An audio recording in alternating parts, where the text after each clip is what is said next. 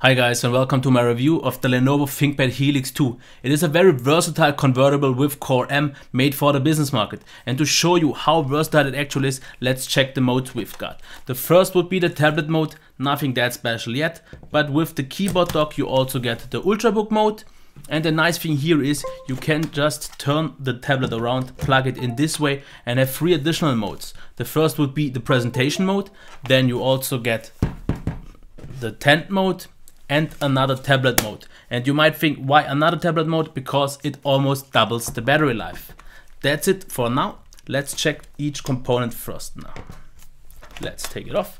Here we have the tablet part. You might think the bezels are a bit big, but since the device with 11.6 inches widescreen format is quite wide and with 760 grams, a little bit on the heavy side, you will know to appreciate the big bezels to hold on to. The one on the top and bottom could though be a little bit smaller. In terms of build quality, I would wish for it not to be able to be bent that easy. We have a magnesium back, so it should be stable, it shouldn't be the issue, but still. On the back we have the fingerprint reader, a pair of stereo speakers and the webcam here. Otherwise, on the left side we have a microphone, here we have the port for the charging, on the bottom we have the whole mechanism for the dock, and on the right side we have micro HDMI, under this flap we have USB 3.0. Under this flap we have micro SIM and micro SD card. Both of these flaps are a little bit flimsy, but still, yeah, it could have been done better. Here we have the volume rocker and the headphone jack. That's it for the keyboard, for the tablet right now. Let's check the keyboard now a little bit closer. We also get on the back ports. Here we have a Kensington lock, mini display port, USB 3.0 with always on, and the port for the charging. That's pretty much it. On the bottom though we have another pair of stereo speakers.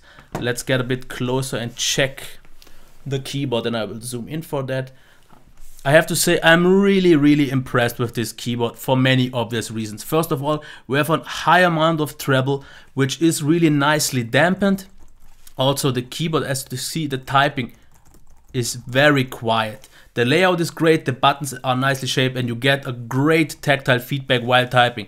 So this was the best typing experience I've ever had so far. I have to say though, this is the first ThinkPad I've used, but I have to say this is the best keyboard I've ever used.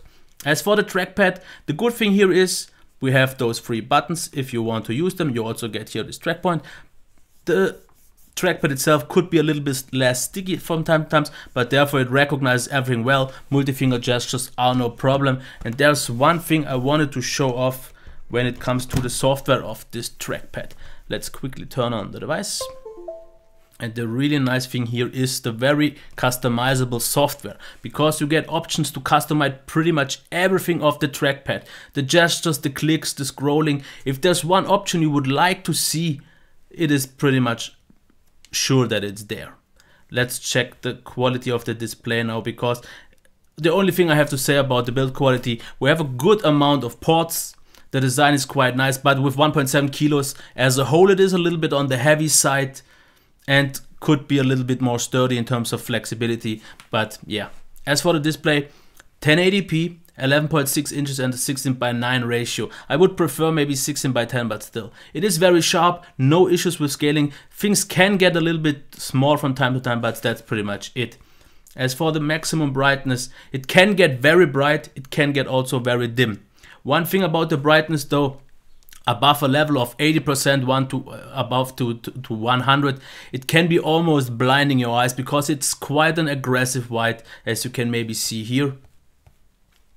It is a little bit too cold, but the thing is, if you are below maybe 70%, this white and also colors get a bit dull and grayish. So I was always between 70 and 80%. That was for me the sweet spot. Everything above was almost too bright, but if you need it in sunny daylight, then you will know to appreciate it. But then there's still the glossy screen. The screen is not super glossy, but it is still. As for the black levels, not super deep, but the good thing is nothing gets lost in the details. Everything gets nicely shown off. Contrast is very nice. Not maybe the best one out there, but still. Colors are quite accurate. Nothing to complain here. They look quite nice, accurate, vivid, and it's sometimes a little bit dull. And one thing I wanted to mention, I think the power management, the power saving option on this tablet, same as on the Lenovo Yoga 2 Pro already, is a little bit too aggressive, because if you are on a white side for a while, on a black one, and then change to something white, colors wash out for a few seconds, and that is, if you jump between dark and bright a lot, a little bit annoying from time to time. But the display otherwise is great. The qualities are good, also the viewing angles absolutely stable, no issues here at all. So let's check the sound now, and I have to show you one thing. We have the speakers here at the back, but you can't use the ones on the keyboard like this. You will have to turn it around, because otherwise they just won't be enabled. So let's just do this, and I will give you a demo of the sound right now, and of both speakers. So let's start with the one on the tablet, which for some odd reason is blocked now by the hinge. So yeah, that's one thing you will have to live with. Okay.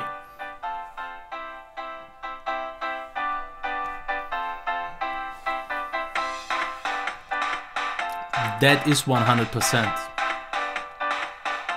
Okay.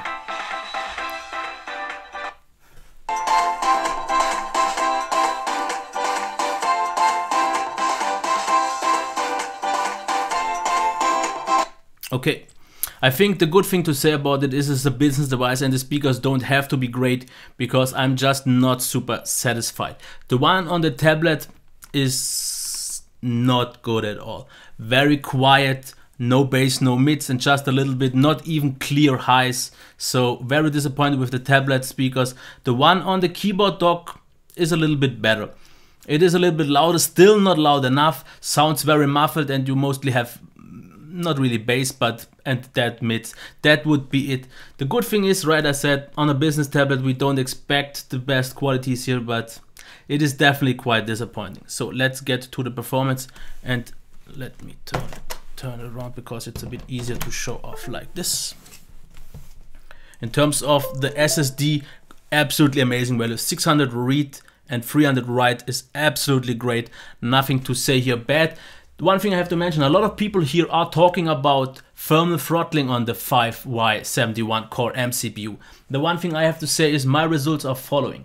If you do something on the 100% load, for a few seconds due to turbo boost, it is able to go up to 2.5 gigahertz, and then it will jump between 1.75 to 1.9 gigahertz all the time. In video rendering, for some reason, it was 1.65 gigahertz, but that was under constant load. So if this already is the thermal throttling, I'm okay with it, because I didn't really dig deeper into it, because the thing is, I never noticed any thermal throttling in normal use. Video editing worked, word processing worked, the browsing, everything worked here, and that's also one thing I want to show you. If you are, for example, in a modern UI app, as you can see here, super smooth, no issues here at all. But maybe the best thing on this device is the browsing performance, because if you go here and use Internet Explorer with a touchscreen enabled device, this is extremely super smooth. But maybe the best thing here is if you use Chrome, which usually isn't known for a great performance. This is pretty much one of the best touchscreen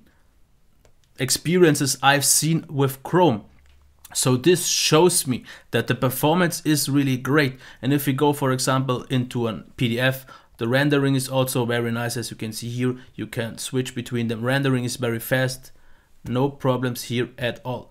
So I don't see the issues with the performance. The SSD is very fast, and the normal day-to-day usage, word processing, browsing, is pretty much not distinguishable from an i5 I've used so far. I didn't notice anything, and I would almost say the browsing performance was better, maybe due to the quite aggressive turbo boost.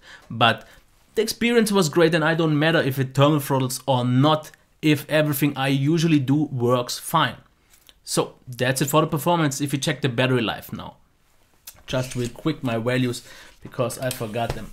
1 hour of charging the tablet gets you to 74%, 1 hour of charging the keyboard dock gets you to 80%, and both at 1 hour at 30 are fully charged. So the whole unit, I would say, let's say about 3.5 hours. A little bit longer, because if you check the battery size, the battery itself isn't that big. We have 35 milliwatt hours on the tablet and 26 milliwatt hours on the keyboard dock side. So I've seen devices with this amount of battery charged maybe in 2.5, 2 hours. But okay, as for the battery life, here I'm really impressed. I got values of 7.5 hours, 10.5, okay, 8.5, 5 and almost 6. That was, I think, almost only tablet use. The rest is with the combo. So 10 hours, okay, 36 there, definitely went something wrong. 9.5, 8:30 and 11 hours. So this shows me, I would expect people to get, because I used about 70% of brightness pretty much all the time, and I would expect people with a little bit of different usage, because I noticed I drain my devices faster as all the others. So I would say you can expect at least 9 hours, 5 hours of the tablet and 4 hours additionally with the keyboard dock. So 9 hours in total, but most of the people I would expect to get at least 10 hours, maybe even 11 and 12 hours with lower brightness and maybe more word processing and more browsing and so on. If you do, of course, video rendering and so on, it will be less. But still, the battery life as it was very impressive. As for the heat and noise, the heat is no issue, at least for me. It got a little bit warm here on the back, that was pretty much it.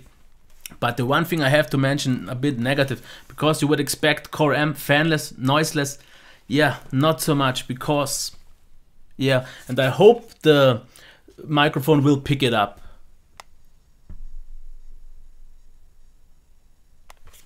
There is this constantly noticeable coil whine, and usually on ultrabooks that's a quite common thing. You hear this a lot from the side of the part of the keyboard itself, because maybe it's the battery. Because if the battery of the keyboard is dead, you hear nothing, then it is silent. But as long as there is juice within the keyboard, you will always hear this coil whine that sounds like one of those old printers. It is maybe not super loud in a normal office environment, you won't be able to hear it. But if I am, for example, like here in my office and type, I could even hear it from a normal position, almost 1 meter away. I have to mention though, I contacted the press agency from Lenovo. They told me they never heard of it. None of their reviewers before told them anything about that. I give the press agency the benefit of the doubt, because they only can tell what the press agency says, the reviewer said and everything. But I highly doubt they didn't notice this on this review unit. Maybe it is really an issue of this particular unit, but it is obviously here. Let's assume it's not a standard issue, because I haven't heard anything of that before. But yeah, keep this in mind. As for the software, there's not really much to tell. The only thing I want to mention as an advantage here is the really customizable software for the mouse, because you could, on the trackpad, because you could adjust pretty much everything you wanted, and that is super versatile if you need the trackpad a lot. Otherwise, I mostly use my mouse and then it is fine. So I said pretty much all I wanted. Let's get to the recap. Design and build quality. We have a good amount of ports. Build quality itself could be a little bit better. It is a little bit too bandy and the flaps are a little bit loose.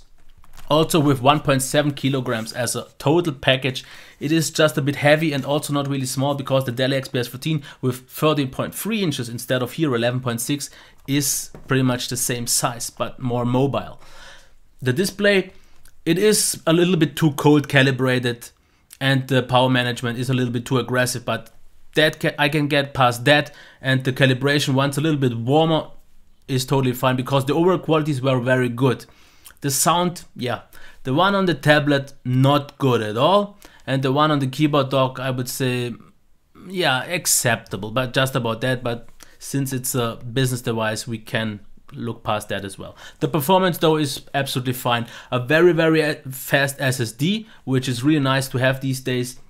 And the good thing is the performance in day-to-day tasks was not distinguishable from an i5, but therefore this device was silent all the time, besides the coil whine, at least on my unit on the keyboard. The tablet itself is silent. Battery life, charging times are a little bit longer than I would like to, but therefore the battery life is impressive. I would expect, let's say, an average of about 10 hours with the whole unit, and 5 hours with the tablet is still more than solid and will get you through the busiest of business days without any issues.